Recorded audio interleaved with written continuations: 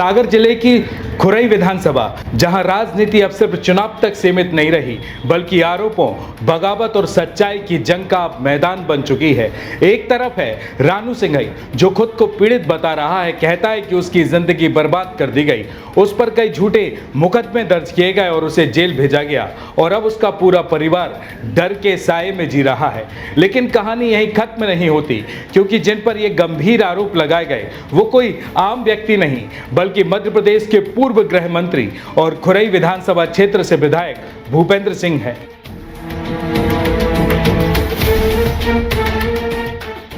रानू सिंघई का दावा है कि सियासत के इस खेल में उसे कुचल दिया गया, तो वहीं दूसरी तरफ उसी रानू सिंघई पर आदिवासियों की जमीनों पर कब्जा, धोखाधड़ी और लाखों के घोटाले जैसे आरोप लगे हुए हैं। कुछ रानी को रानू सिंघई परेशान कर रहा तो साहब, हाँ। तो हमन की जमीन बेन हड़प करी। कितनी जमीन? हमारी है 5 एकड़ 20 डेसिमल। हाँ। कुसुम रानी जान की। हाँ। कि कौन सी बात कहाँ कब कैसे कही जाती है, ये सलीका है आप में, तो आपकी हर बात सुनी जाती है। मानो जिसने कही उन्होंने कि हमारी जमीन बेच दी रानू ने, हाँ। तो उनको वापसी दवा दी। अब भी कितनी जमीन है? रानू सिंघई कई खेतों पे कब्जा किए हैं, कई जमीनों पे, कई एकड़ जमीनों पे। अच्छा, जो पहले भाजपा में जन्मजात थे का? नहीं, वे तो अभी आए हैं, पहले तो जी कांग्रेस में थी। इनकी बंद और सभी की जमीनों की बंदी रानू के पास ही जाती थी। सभी से अंगूठे लगाकर अधिकतर के उन्होंने केसीसी बनवा लिए, 2.5 लाख 1.5 लाख के केसीसी। लेकिन इस पूरी की पूरी कहानी में सबसे बड़ा ट्विस्ट आता है रानू सिंघई और उसके परिवार के अपने ही बयानों से। एक इंटरव्यू में दावा किया गया कि घर से 37 लाख रुपए कैश और 420 ग्राम सोना ले जाया गया और दूसरे इंटरव्यू में वही रकम घटकर 33,85,000 हो जाती है और फिर खुद रानू सिंघई सामने आकर कहता है कि घर में तो 50 लाख रुपए कैश थे। आखिर सच क्या है? 37 लाख, 33 लाख, 85,000 या फिर 50 लाख? कितने पैसे थे? 37 लाख। 33 लाख? हाँ, 37 लाख। हाँ। और सोना चांदी? 420 ग्राम सोना था और चांदी रखी थी। लात मार के और बच्ची को फेंक दिए थे पलंग पे और चीज वगैरह पैसे ले गई। 37 लाख 85,000 रुपए, 420 ग्राम सोना, 2 किलो चांदी। कैश तो ये रखा था, वहाँ रखा था 50 लाख रुपए कैश था। 10 लाख रुपए पैसे दे दिया था हमने।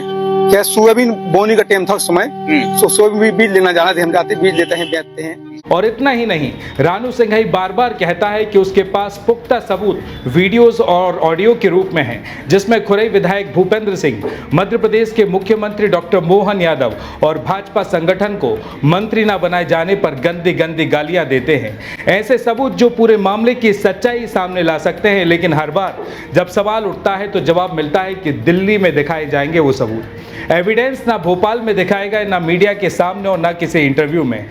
उसकी शिकायतें बहुत आती हैं भूपेंद्र सिंह की। उस संगठन को गाली बकता है भूपेंद्र सिंह, तो उन्हें पूर्ण सब जानकारी है संगठन के लिए। उस मुख्यमंत्री को गाली बकता भैया, वो सबके लिए गाली बकता है। किसने हरवाया? भूपेंद्र सिंह ने हरवाया? नाम बताऊंगा किसी का नाम तो बताऊंगा, ऊपर से दिल्ली बताऊंगा नाम जाके। मैं खोल रहा हूँ नाम, यहाँ बताऊंगा नाम चलने के माध्यम से आपसे। एविडेंस मेरे साथ है, कैसा तो चुनाव हरवाया। और सवाल ये भी है कि अगर सबूत है तो अभी तक सामने क्यों नहीं आए, और अगर नहीं है तो क्या ये पूरा मामला सिर्फ आरोपों का एक झूठा जाल बुनने के लिए बनाया गया?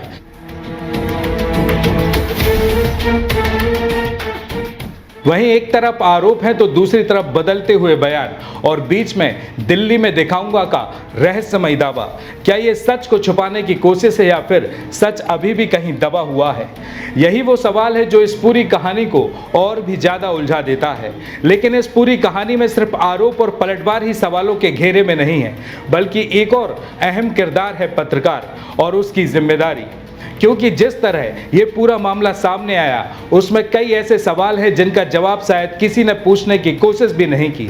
रानू सिंघई इंटरव्यू देता है और गंभीर आरोप लगाता है कि 1000 करोड़ की डील हुई, 13 विधानसभा सीटों पर बीजेपी कैंडिडेट को हटवाने की साजिश हुई और कई लोगों की Sagar additional SP doctor Sanjeev Uike द्वारा हत्या करवाने जैसे बड़े बड़े दावे एक इंटरव्यू में किए गए। लेकिन क्या किसी पत्रकार ने उससे ये पूछा सबूत कहाँ है? रानू सिंघई कहता है कि सबूत दिल्ली में दिखाऊंगा, लेकिन क्या किसी पत्रकार ने यह जानने की कोशिश की कि सबूत सिर्फ दिल्ली में ही क्यों, अभी और यही क्यों नहीं? 1000 करोड़ की डील थी 13 विधायक को चुनाव हरवाने की। मुख्यमंत्री बनना था साहब, नवाबी था मुख्यमंत्री बनने का शौक था, मार दो चुनाव हरवाओ इनके लिए। हमारी हत्या करने चल रहे फर्रा भूपेंद्र सिंह, जिसमें सागर का एक पुलिस का बड़ा अधिकारी जिसका नाम है संजीव कुमार यूके, एसपी है, चड्डी होता है भूपेंद्र सिंह की, जो मरवाता है लोगों के लिए, उनके फोन टेप करवाता है कि कैसे मरवाना है, एडी मनोज चौरसिया सेटिंग कर मरवा दे लोग, पता नहीं है आपके लिए। रानू सिंघई की पत्नी लाखों रुपए की लूट की बात करती है। पहले 37 लाख, फिर 33,85,000 और फिर खुद रानू सिंघई 50 लाख की लूट का दावा करता है। लेकिन क्या किसी ने यह सवाल किया कि इतनी बड़ी रकम कहां से आई? और क्या किसी पत्रकार ने पूछा कि इन आरोपों के समर्थन में कोई दस्तावेज, कोई रिकॉर्ड, कोई ठोस आधार है भी या नहीं? और सबसे बड़ा सवाल, क्या पत्रकारिता का काम सिर्फ आरोपों को मंच देना है या फिर उन आरोपों की पड़ताल करना भी उतना ही जरूरी है? देखिए, जब एक ही कहानी में कई बयान बदलते रहें, आंकड़े बदलते रहें और सबूत सिर्फ बातों तक ही सीमित हो जाएं, तो क्या मीडिया को और ज्यादा सख्त और ज्यादा जिम्मेदार नहीं होना चाहिए था? लेकिन इस पूरी कहानी के बीच एक सवाल सबसे जोर से गूंज रहा है। जब इतने गंभीर आरोपों के समर्थन में कोई दस्तावेज नहीं, कोई रिकॉर्ड नहीं, कोई आधार नहीं, कोई गवाह नहीं, तो आखिर ऐसे इंटरव्यू क्यों? क्या सिर्फ आरोप लगा देना ही काफ़ी है या फिर उन आरोपों की सच्चाई को परखना भी उतना ही ज़रूरी है? क्योंकि यहाँ बात सिर्फ एक इंटरव्यू का नहीं है, यह सवाल है मीडिया की जिम्मेदारी का, भरोसे का और सच के प्रति उसकी प्रतिबद्धता का। जब करोड़ों के आरोप हों, राजनीति के बड़े नाम हों और समाज पर असर डालने वाले दावे हों, तो क्या बिना किसी प्रमाण के उन्हें उसी तरह प्रसारित कर देना सही पत्रकारिता कहलाती है? यही वो सवाल है जो इस पूरी कहानी की दिशा और विश्वसनीयता दोनों तय करता है। क्योंकि यहाँ सिर्फ एक व्यक्ति की कहानी नहीं है, यह मामला है जनता के भरोसे का। और अब सवाल यही है, क्या इस पूरे घटनाक्रम में सच सामने लाने की जिम्मेदारी पूरी तरह निभाई गई या फिर कहीं ना कहीं सवाल पूछने से ज्यादा सिर्फ मनगढ़ंत कहानी सुनाने पर जोर दिया गया?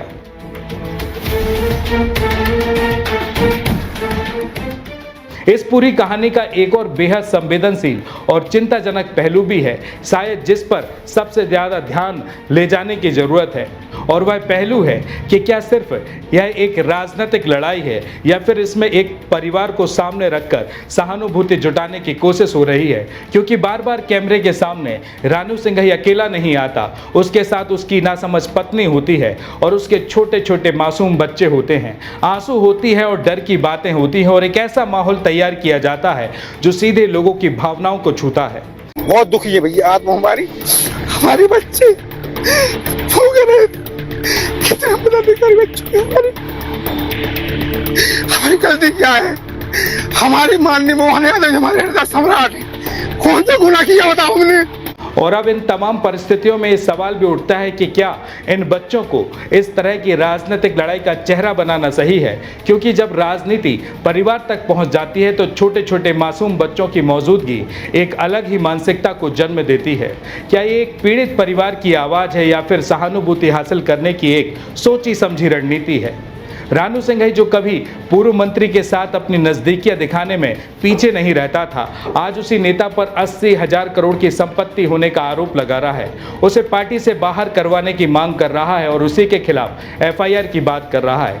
अरे भ्रष्टाचार की मंडी बना खोरी विधानसभा क्षेत्र भूपेंद्र सिंह जी के पास आज भी 80,000 करोड़ की प्रॉपर्टी है, 80,000 करोड़ प्रॉपर्टी है भैया। उनके एक ही जात जानते हैं हम, हमारी हत्या करवाना चाहते हैं भूपेंद्र सिंह हमारी। लेकिन सवाल यहीं से शुरू होता है कि आखिर ऐसा क्या बदल गया? क्या सच अचानक सामने आ गया या फिर हालात बदलते ही रिश्ते के मायने भी बदल गए? क्योंकि जिस समय सब कुछ ठीक था तब वही नेता आदर्श था और जैसे ही रानू सिंघई पर आदिवासियों की जमीन कब्जाने और धोखाधड़ी के आरोप लगे, एफआईआर दर्ज हुई, तो वही नेता अचानक दुश्मन कैसे बन गया?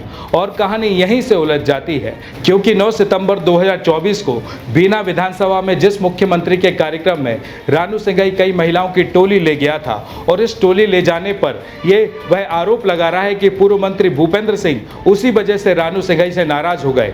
यानी इसका पूरा मतलब है कि पूर्व मंत्री भूपेंद्र सिंह और मुख्यमंत्री डॉक्टर मोहन यादव एक दूसरे के जानी दुश्मन हैं। इस तरीके से यहाँ पर बताया गया। भैया डॉक्टर मोहन ने कार्यक्रम में गए थे, भारतीय जनता पार्टी कार्यकर्ता है, हमारा दायित्व थे, बच्चों की कदम खा रहा है भैया, वहीं गए थे, अपनी बच्ची कदम खा रहा है, मेरी बच्ची है, गए थे कार्यक्रम। मुझे क्या पता था भूपेंद्र सिंह भाजपा का विधायक था, लेकर चले गए, इतने मना किया था कि जाओगे हम तुमसे सिखा देंगे क्या होती है राजनीति। देख लो, ये बड़वान देख लो आप तो। और वही मुख्यमंत्री कुछ ही समय बाद खुरई विधानसभा क्षेत्र में आते हैं और उसी भूपेंद्र सिंह की तारीफ करते करते नहीं थकते। आज भूपेंद्र जी ने हमारे अपने वास्तव में आज होली दिवाली सारे त्योहार मन गए। क्या खुरई में स्वागत अभिनंदन हुआ है। कौन सा गली मोहल्ला, कोई मकान की छत, नीचे का ओटला, जहां से जगह मिले। अब मेरी भी गोपाल जी भाई साहब थोड़ी कठिनाई है, मेरे को आंख में चश्मा नहीं लगता है, लेकिन फूल ऐसे आए कि आंख बंद करना पड़े, भगवान ही बचाए। क्या फूल आ रहे थे चारों तरफ से, इधर से उधर से, जहां से देखो वहां से। जब आपके पास आया तो पूरे कपड़े झटकार लूं तो 2 बार और फूल निकल जाए, इतने चारों तरफ से फूल ही फूल में। ऐसा लग रहा होली मन गई, चारों तरफ से पुष्प वर्षा। ऐसा लग रहा कि पूरे बुंदेलखंड तो ठीक, इंदौर उज्जैन में भी फूल वालों के सारे फूल खुरई में आ गए, यही आनंद आया। तो आखिर सच क्या है? क्या वाकई यह अंदर खाने का टकराव है या फिर ये एक बड़ी गढ़ी हुई साजिश का हिस्सा है? क्या ये सियासत का खेल है या फिर खुद को बचाने की एक सोची समझी रणनीति? और यही अब वो पहलू है जो इस पूरी कहानी को और भी ज़्यादा गंभीर और सवालों से भरा बना देता है। क्या रानू सिंघई वाकई एक पीड़ित है या फिर ये पूरी कहानी खुद को बचाने की एक बड़ी चाल है? मालथौन से लेकर भोपाल तक एक परिवार न्याय की गुहार लगा रहा है तो दूसरी तरफ पूरा आदिवासी समाज अपने हक की लड़ाई लड़ रहा है।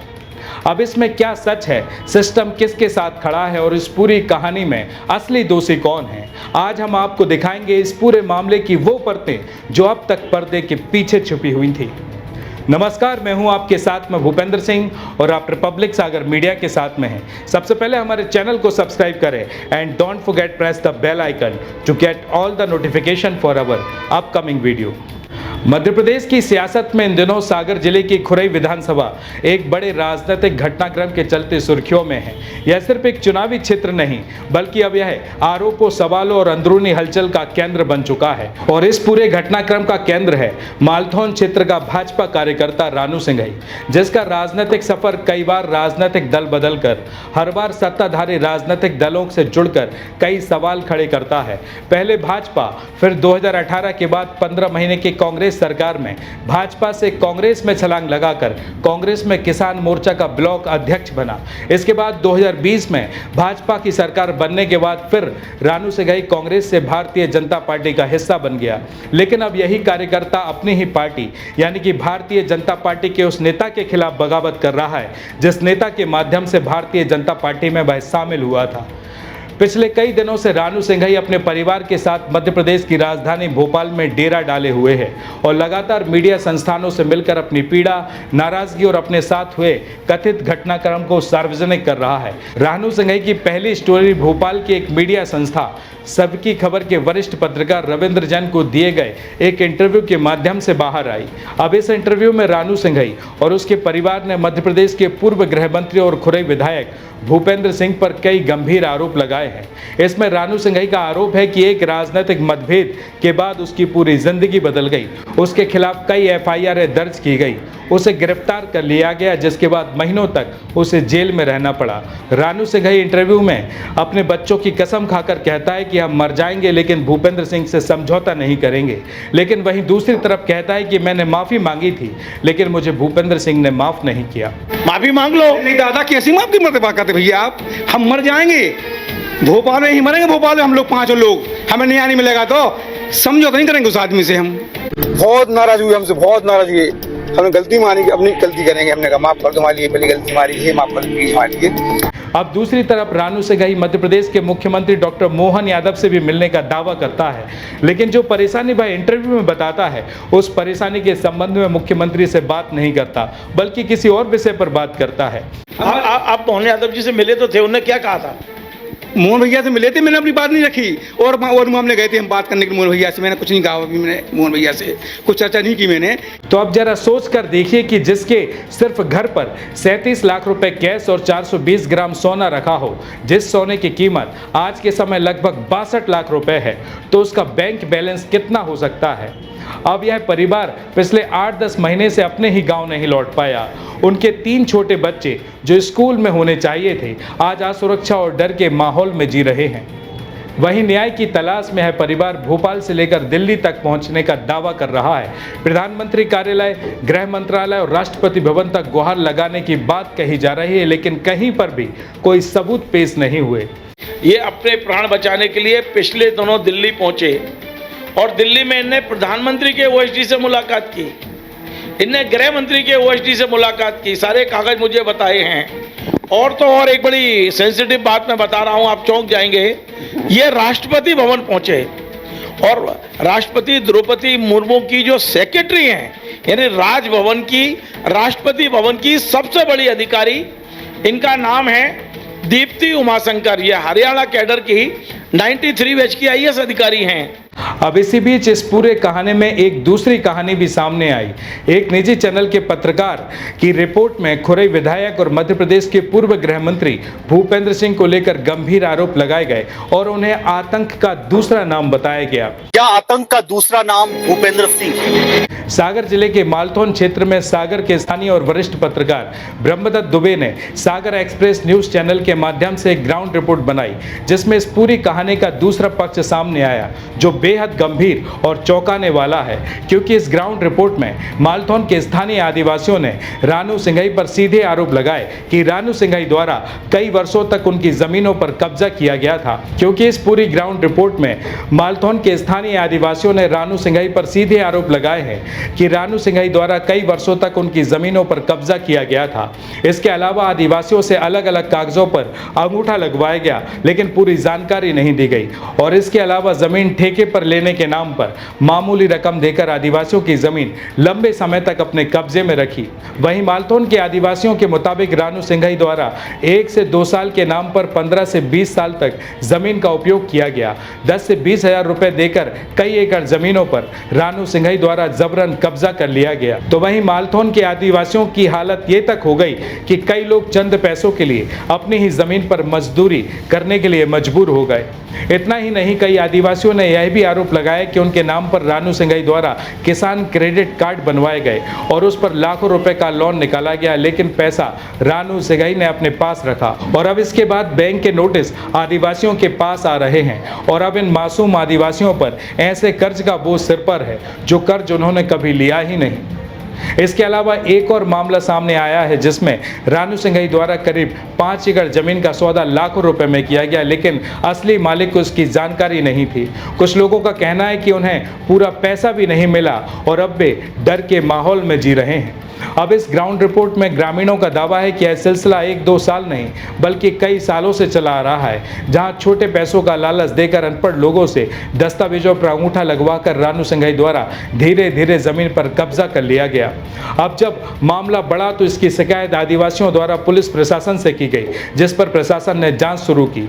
तो वही प्रशासनिक जांच के बाद तत्कालीन सागर कलेक्टर संदीप GR के निर्देश पर करीब 10 करोड़ मूल्य की 100 एकड़ जमीन रानू सिंघई नामक बदमाश के अतिक्रमण से मुक्त कराई गई और इसके बाद कुछ जमीनें आदिवासियों को प्रशासन के द्वारा वापस दिला दी गई।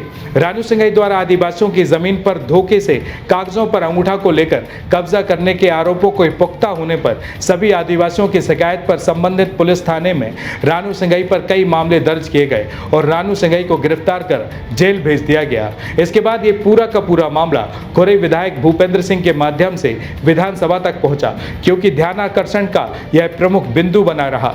इसके बाद रानू सिंघई पर कई FIR दर्ज होने के बाद वह मामले को रफा दफा करवाने की गुहार को लेकर खुरई विधायक भूपेंद्र सिंह के पास भी पहुंचा, लेकिन खुरई विधायक ने आदिवासियों के हित और अधिकारों को प्राथमिकता देते हुए रानू सिंघई के गुहार को अनसुना कर दिया। तो अब सबसे बड़ा सवाल यही है, क्या रानू सिंघई वास्तव में एक पीड़ित है जैसा वह दावा कर रहा है, या फिर वह खुद कई आदिवासी परिवारों के लिए सबसे बड़ी समस्या था?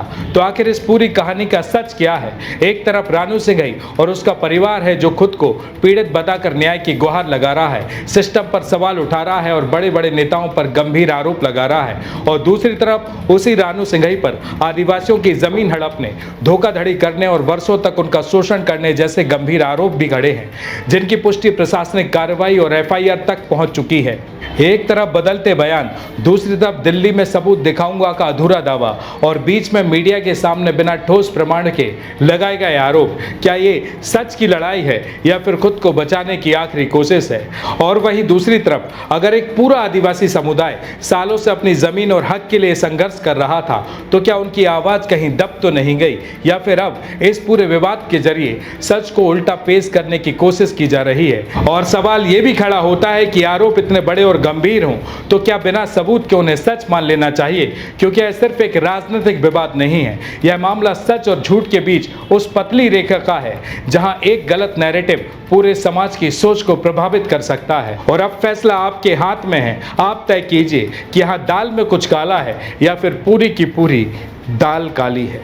Join the next be the best, Bundelkhand का सबसे विशाल और आधुनिक विश्वविद्यालय ज्ञानवीर यूनिवर्सिटी। ये सिर्फ एक यूनिवर्सिटी नहीं, ये है आपके सपनों का लॉन्च पैड। यहाँ मिले आपको smart classrooms, modern campus, updated labs और एक्सपीरियंस्ड फैकल्टी। हर स्टूडेंट को मिलता है कॉन्फिडेंस, ग्रोथ और एक ब्राइट करियर का प्रॉमिस। नए सेशन के लिए एडमिशन ओपन है, तो इंतजार कैसा? आज ही कांटेक्ट कीजिए। रिपब्लिक सागर मीडिया को सब्सक्राइब अवश्य करें और आप हमारी आने वाली सभी वीडियो को देखना चाहते हैं तो आपको उसके लिए घंटी जरूर दबानी पड़ेगी, ताकि आपको सभी वीडियो की नोटिफिकेशन समय समय पर मिलती रहे। रिपब्लिक सागर मीडिया पर जो भी वीडियो आएगा वह सच की कसौटी पर कसकर ही आएगा।